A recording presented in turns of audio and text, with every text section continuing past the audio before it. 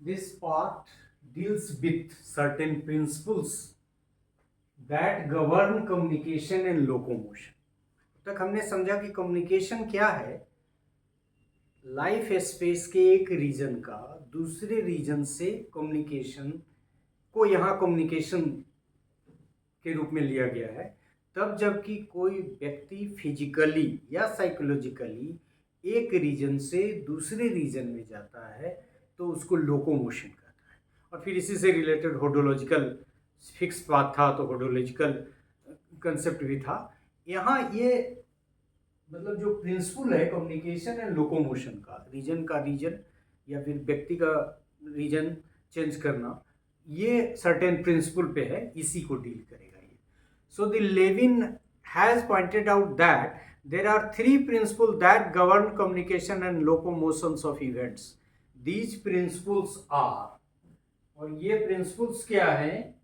ये प्रिंसिपल्स हैं, पहला principle of the principles of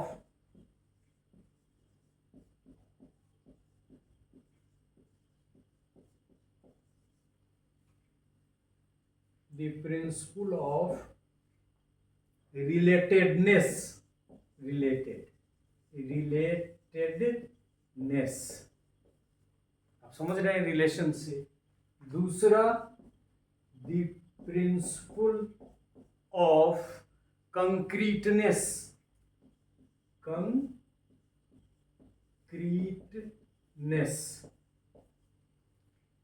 तीसरा क्या है आपका? द प्रिंसिपल ऑफ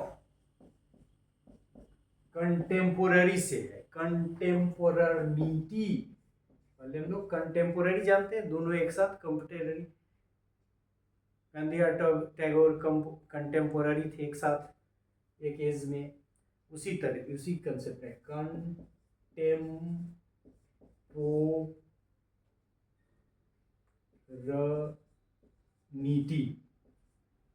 स्पेलिंग में इधर उधर हो जाए तो आप इसको रेक्टिफाई कर लीजिएगा। सो तीन प्रिंसिपल की बात किया, क्या उनको?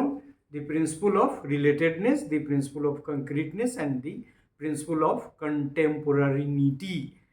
These three principles govern the communication and locomotion of life space. अब देखिए, इसको समझ लें हम लोग। The principle of relatedness states that any event is caused by interaction of two or more related facts. ये कह रहा है कि जो ये पहला गवर्निंग प्रिंसिपल है, ये कह रहा है कि जो प्रिंसिपल ऑफ रिलेटेडनेस है वो संबंधित है दो रिलेटेड फैक्ट्स से और उनके इंटरेक्शन से। The principle of concreteness, concrete आप जानते हैं, abstract concrete, tells that only those facts that exist in the life space have some effects upon the organism. जो लाइफ स्पेस में फैक्ट है वही इन्फ्लुएंस करेगा ऑर्गेनिज्म को। ये संबंधित है किससे? कंक्रीटनेस से। द प्रिंसिपल ऑफ कंटेम्पोररिटी, मतलब समझिएगा टाइम विशेष में, हमने एग्जाम्पल भी दे दिया आपको। The principle of contemporaneity emphasises that only the present fact can produce present behaviour. तो ये तीनों को आप समझ गए कि दो फैक्ट्स रिलेटेड है तो एक दूसरे से इंटरेक्ट करेगा। दूसरा कि जो उस लाइफ स्पेस में एग्जिस्ट कर रहा है फैक्ट, वही इफेक्ट करेगा ऑर्गेनिज्म को। और तीसरा कि जो प्रेजेंट फैक्ट है वही प्रेजेंट बिहेवियर को इन्फ्लुएंस करेगा या प्रेजेंट बिहेवियर प्रोड्यूस करेगा।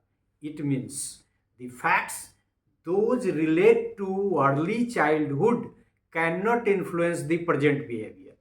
मतलब जो आपने बचपन में जो चीज़ें आपके साथ चली हैं डेवलपमेंट होने के क्रम में, वो आज के आपके बिहेवियर को इन्फ्लुएंस नहीं करेगा। और इस पॉइंट पे इसकी आलोचना भी होती है लाइफ हिस्ट्री पे, हमने पहले भी कहा है, अभी भी।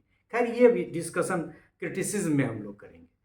तो इसका मतलब ये हो गया कि पहले का बिहेवियर जो है चाइल्डहुड का, वो प्रेजेंट बिहेवियर को इन्फ्लुएंस नहीं करेगा। Early childhood facts can influence present behaviour unless और until they have been in existence at present। मतलब वह बिहेवियर जो आपने एडॉप्ट किया और भूल गए, आज आपके साथ नहीं है, तो उसका इम्पैक्ट नहीं होगा।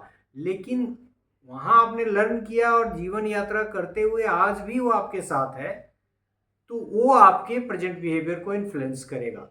इन this way Lewin also perceived that there is the possibility of the impact of time dimension upon the life space. ये बहुत बड़ा फैक्टर है इनका। हमने क्षण विशेष समय विशेष कई बार कहा है, उसी तरफ इशारा है कि जो टाइम डायमेंशन है दैट इज वेरी इंपॉर्टेंट। और टाइम डायमेंशन मतलब क्या, कि जो उस समय है, जो उस समय विशेष पे इसके साथ है और उसको प्रभावित कर रहा है। दो the actual events of the past or potential events of the time to come cannot influence our present behavior। मतलब पास्ट और पोटेंशियल इवेंट्स ऑफ टाइम मतलब पीछा हमारे प्रेजेंट बिहेवियर को प्रभावित नहीं करेगा। ये हम लोग कैटेगोरिकली पहले ही समझ चुके हैं। He emphasise that our present attitude, thoughts and feelings about past and future may have considerable impact upon person's present conduct। मतलब आपने एटीट्यूड लर्न किया है, अभी भी आपके साथ है, थॉट्स आपने लिया, फीलिंग्स पास्ट का है और फ्यूचर में आपके साथ है, तो वो आपके प्रेजेंट बिहेवियर को, पर्सन के प्रेजेंट कंडक्ट को इन्फ्लुएंस करेगा, अदरवाइज नहीं करेगा। सो अदरवाइज नहीं करेगा इज मोर इम्पोर्टेंट, करेगा is very understood, but this can take place only if they are part of the present life space। they are part of the present life space मतलब वो आपके साथ है और संज्ञान में नहीं है तो भी वो इम्पोर्टेंट नहीं है। इम्पोर्टेंट वो तभी है जब that take place only if they are part of the present life space। तो इस तरह से हम लोगों ने देखा कि जो लोकोमोशन का कंसेप्ट है और कम्युनिकेशन का है या होडोलॉजिकल पाथ का जो कंसेप्ट है, फिक्स पाथ जो होडोलॉजिकल स्पेस की बात है, वो सब तीन प्रिंसिपल से गवर्न होता है।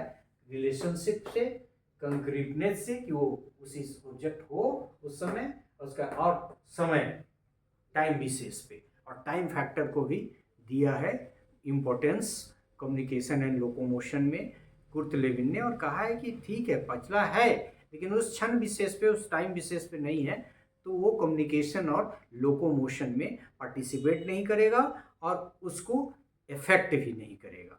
सो this is all about this part in which we could learn about the three principles that govern the communication and locomotion of life space to life space and person of a life space to person to the same person to the another life space।